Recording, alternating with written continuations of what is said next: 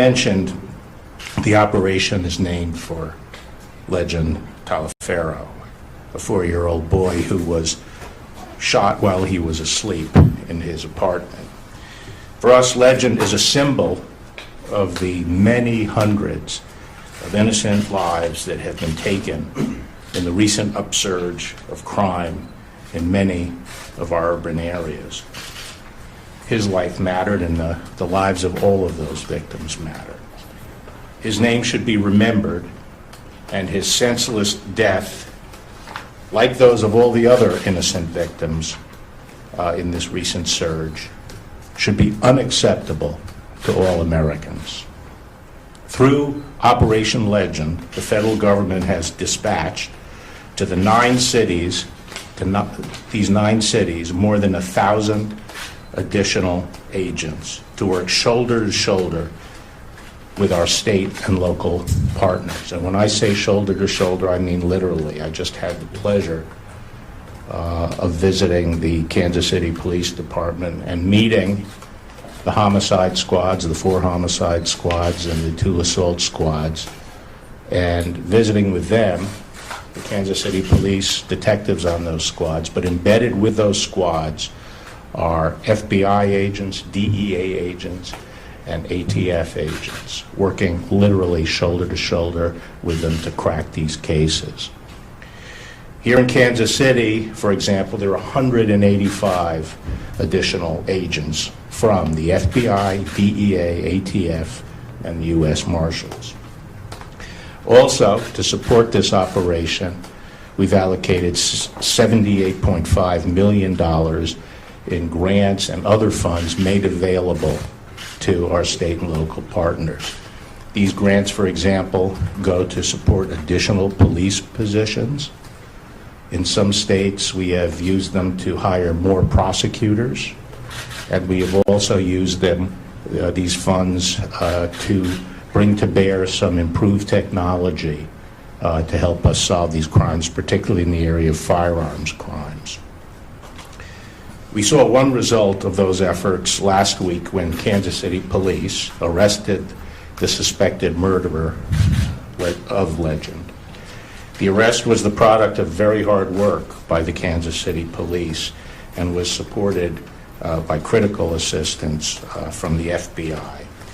This arrest will not bring Legend back, but it will make his case an example of how we can come together to take violent criminals off the street and to make our communities safer. Legend's mother and father are here, and when I met her in Washington, I promised Sharon that Legend's death would not be in vain, and he will inspire us to greater efforts to make Kansas City safe. And Sharon said that she also strongly supported expanding our efforts beyond Kansas City so that other communities around the country can be made safer. So I'm here today with not only Tim, the U.S. Attorney here in Kansas City, but the Deputy Director of the FBI, David Bowditch, who was instrumental in launching Operation Legend. And the other U.S. attorneys from Chicago, St. Louis, Detroit, Cleveland, Memphis, Milwaukee, Indianapolis, and Albuquerque. They're deeply committed to this operation, and we have some encouraging early results. To start, I'd like to put things in a bit of context. The most basic duty of government is to provide for the safety of the community. In 1991 and 1992, first time I was Attorney General, violent crime rate that year was at an all-time high in the United States. It's never been higher. And for the 3 decades leading up to that year, violent crime had tripled in the United States.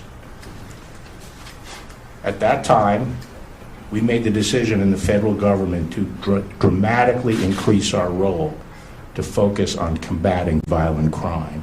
And we launched a series of initiatives focused on drugs, drug organizations, gangs, and gun offenders.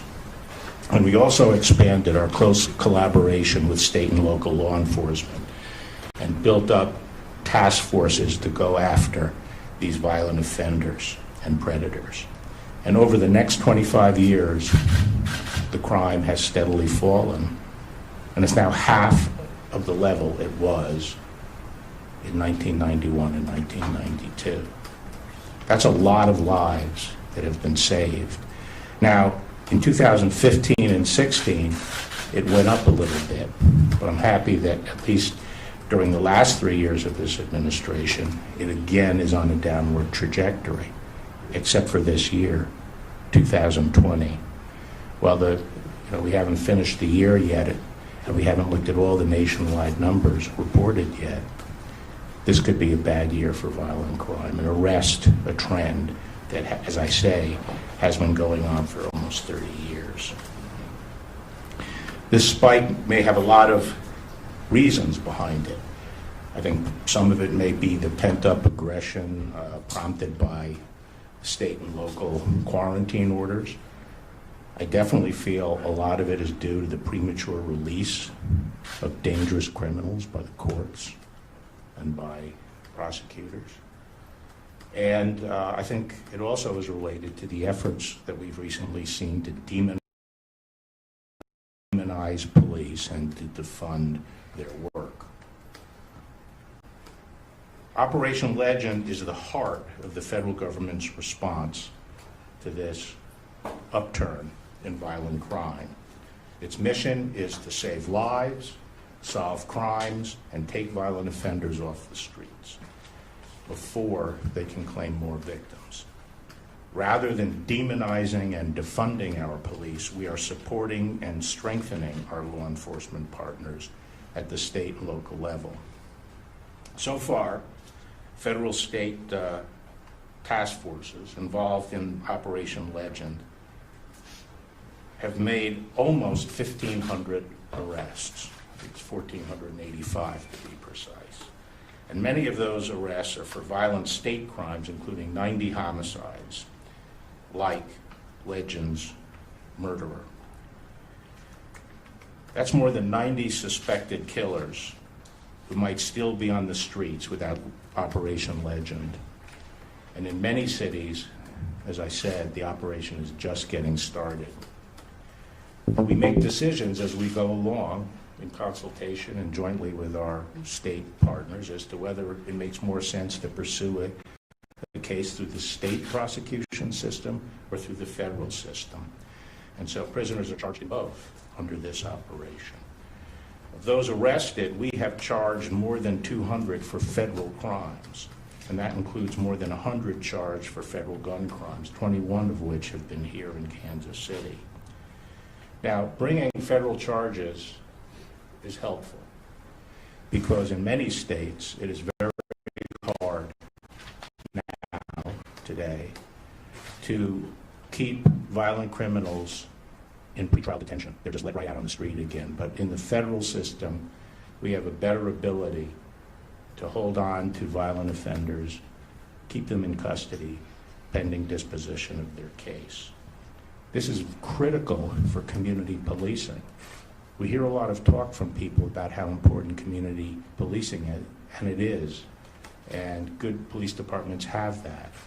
But the essential ingredient for it is that the community feels safe when they're dealing with the police and they're providing information to the police.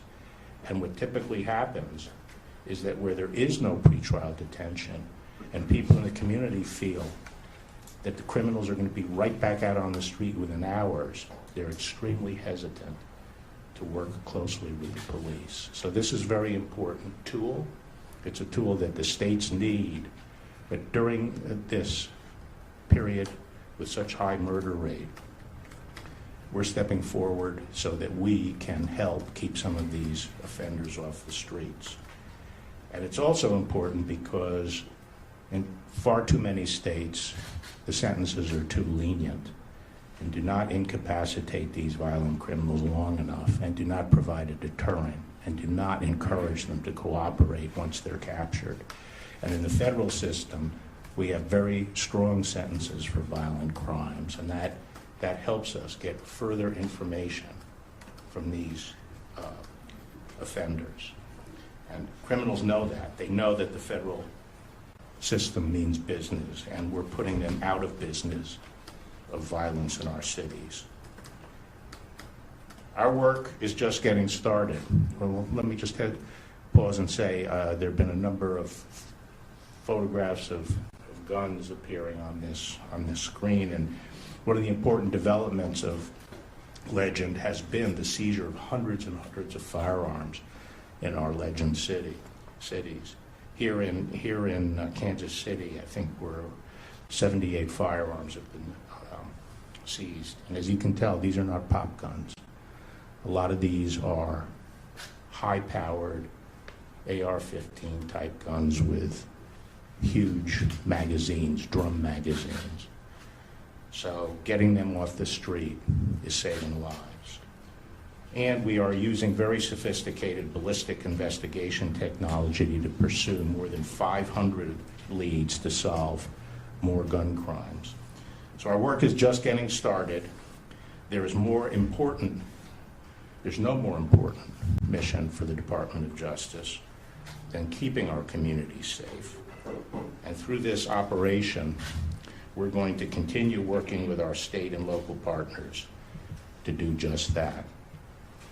So now I'd like to ask Chief Smith and Legend's mother, Sharon, if they would like to say a few words. And I'll start with you, Chief Smith.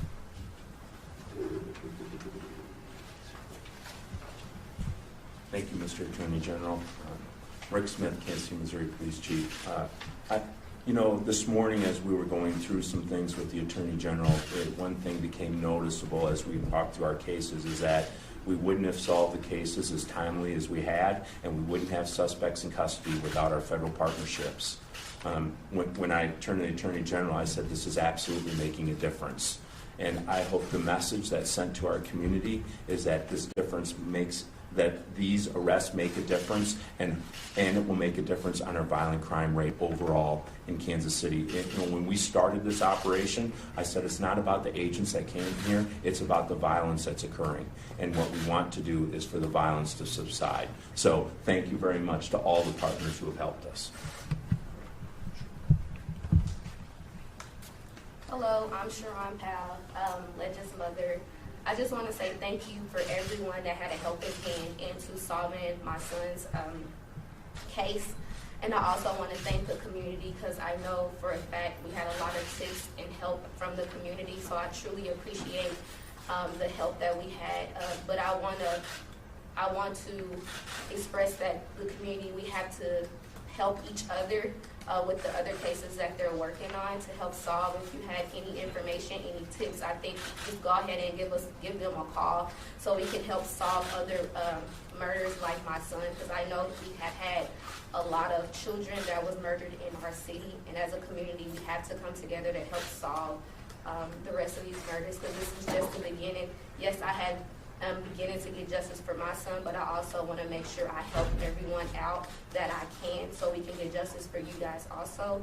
And like I said, I want to thank every single person that had a helping hand into solving my son's case. The blood, the sweat, the tears, I appreciate it. I thank you. And like my family, we all thank you. It has helped and lifted a slight weight off of us. No, we don't have our son back, but at the same time, we do have a light weight lifted off of us, and I appreciate everyone, and I thank you.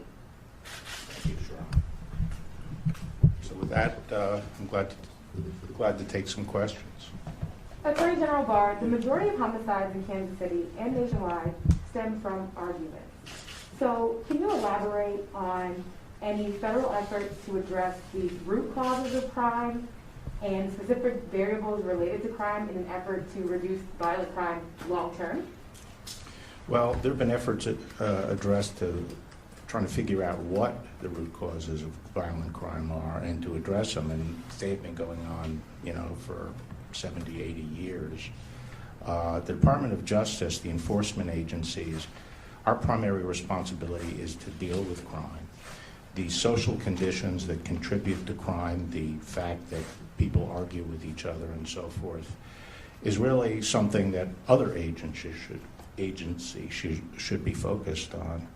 Now, the police have been called upon recently to do more and more work in areas where other professions and other agencies have sort of let the ball drop. So increasingly, police have to deal with mental illness, homelessness, drug addiction, and they have been taking on that burden to some extent. But in terms of sort of broad questions about people's argumentativeness and social conditions and make it contribute to crime, the government has been working on that and spending trillions and trillions of dollars over the years on that. And one point I've always made is none of this money spent, none of the educational efforts, none of the vocational efforts or activities, recreational activities, can bear fruit in an atmosphere where there's blood flowing on the street. One of the things that's always concerned me is it's always been presented as or usually presented as a dichotomy, which is, let's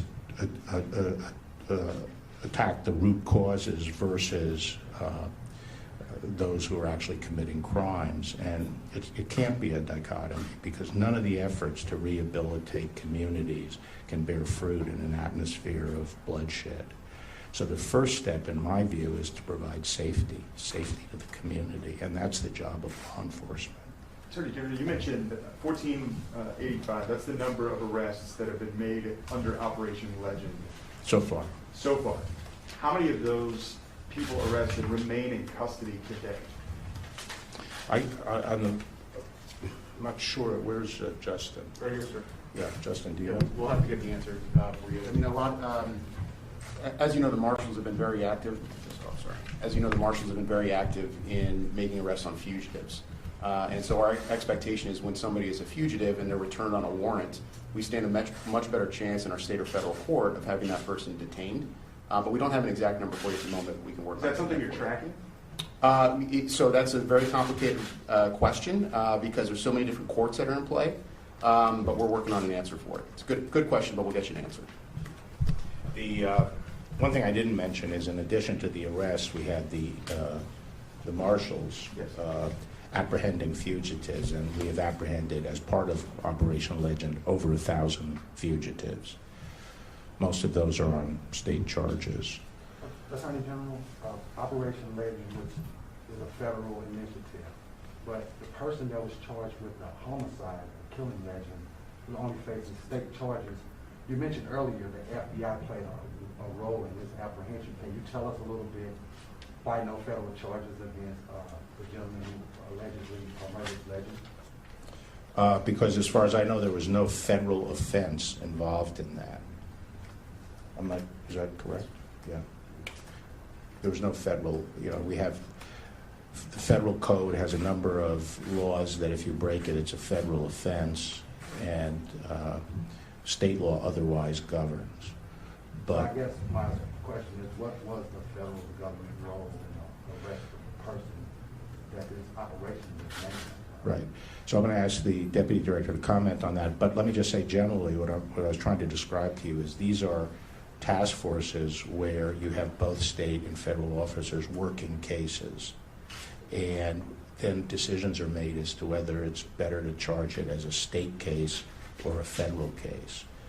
So the federal government will assist state law enforcement as they pursue investigations of state cases.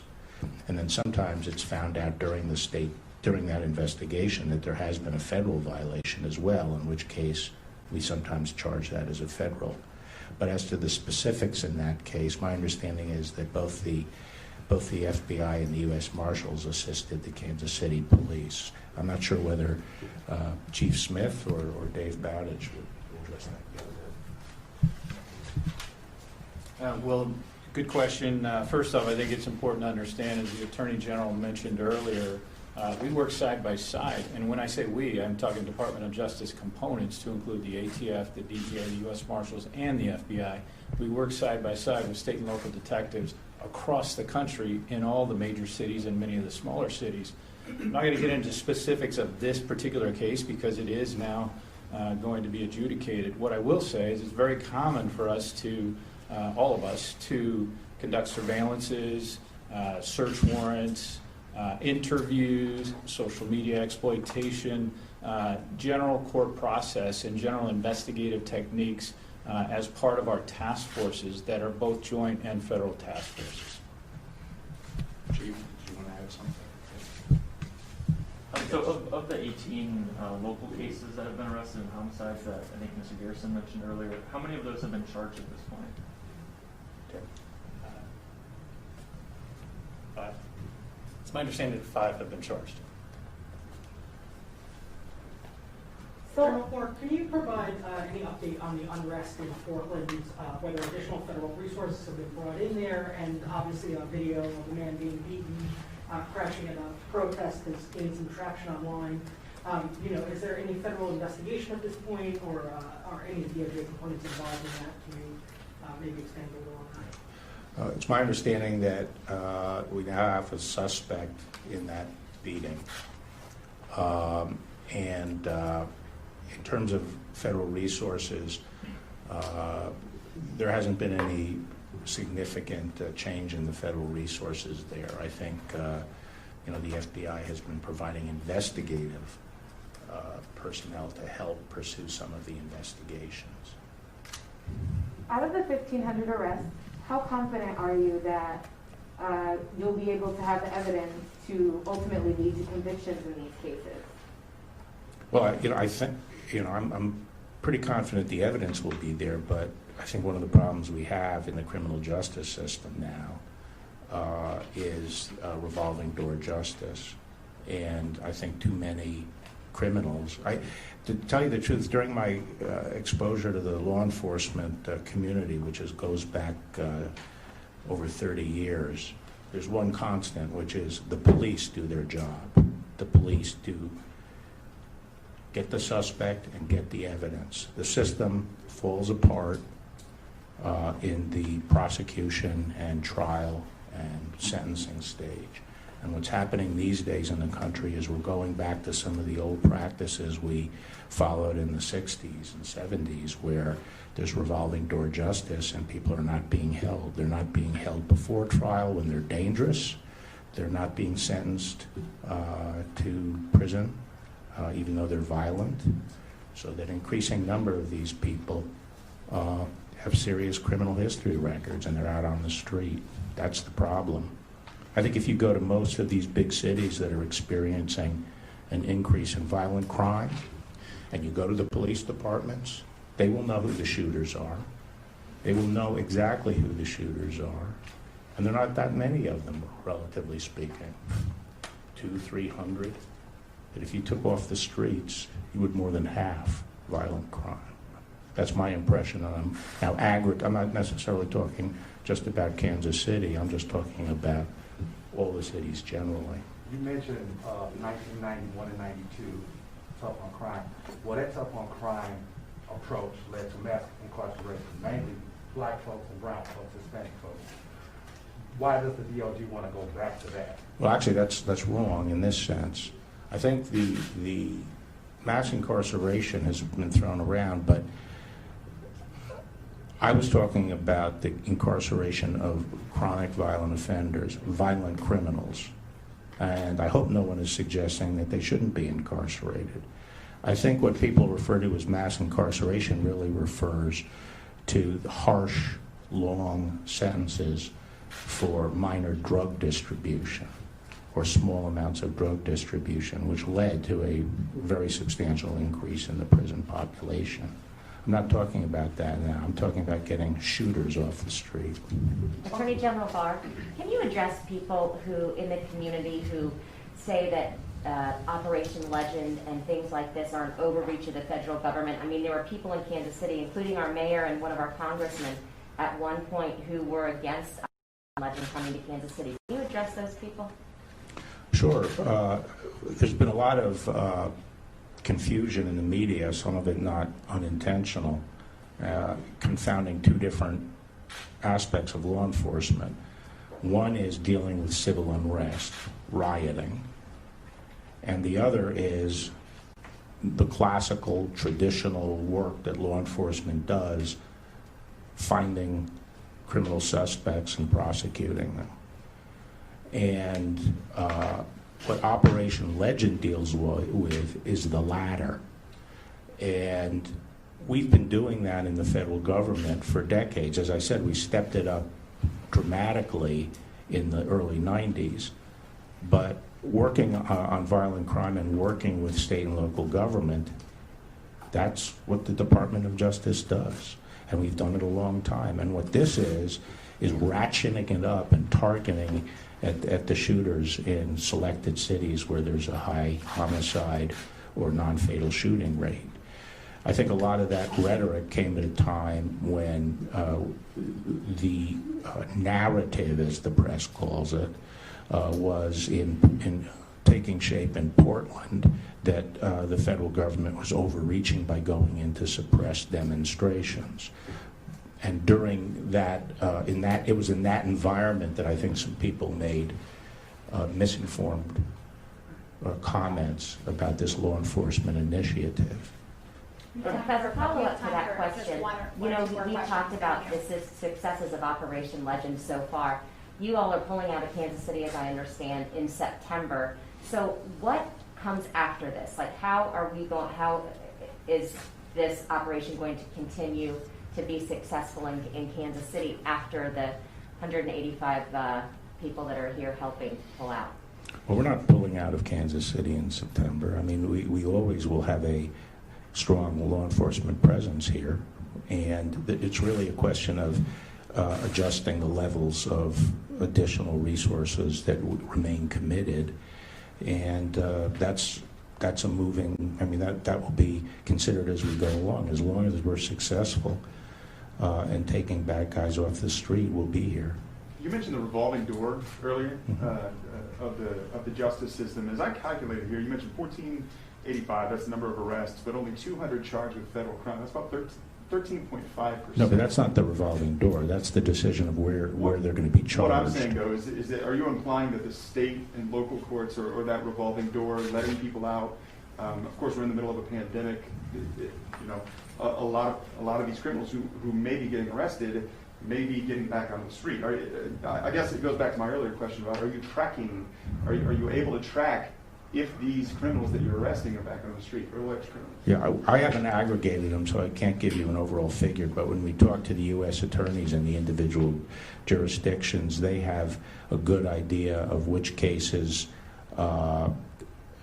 in the state system are going to be able to stick, and it varies from state to state. I don't want to comment on the degree of revolving door that exists here. I don't know if the chief wants to comment on it. No, But I do have a question. But do any of my colleagues, the U.S. attorneys, do you have any observations about this relating to your own state in terms of how many of these things we're able to, on the state side, we can keep? Yeah.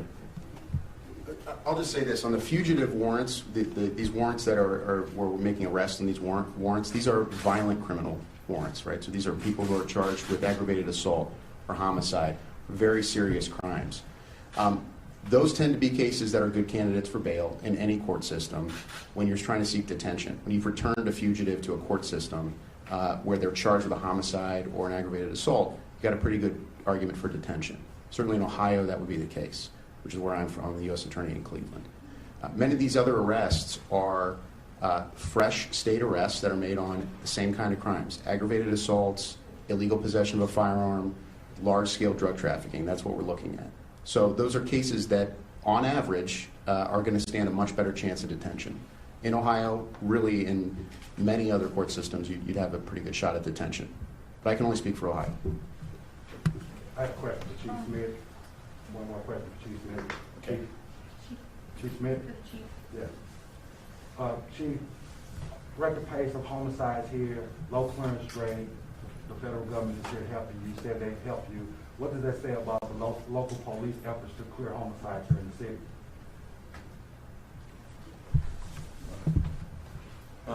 Well, first of all, our clearance rate, I think this morning is around 60-some%. So I think we're right about the national average, maybe a little bit more. I think what we're seeing here with our assistance is we're getting things done more timely. Things that would take us more time due to resources and manpower wouldn't happen as quick. And just forensically, all kinds of things, analyst staff, other things that are helping us out make the system and our investigations move so much faster than they would have if we did not have the help. Attorney General, you were talking Will about, Operation Legend include preventative efforts to limit access to firearms to prevent homicides from happening in the first place? Well, I think in terms of ATF's efforts, in terms of going after straw purchasers and other ways that people get access unlawfully to firearms, the answer to that is yes. Okay? Thank you. Attorney General, can I ask you one more question?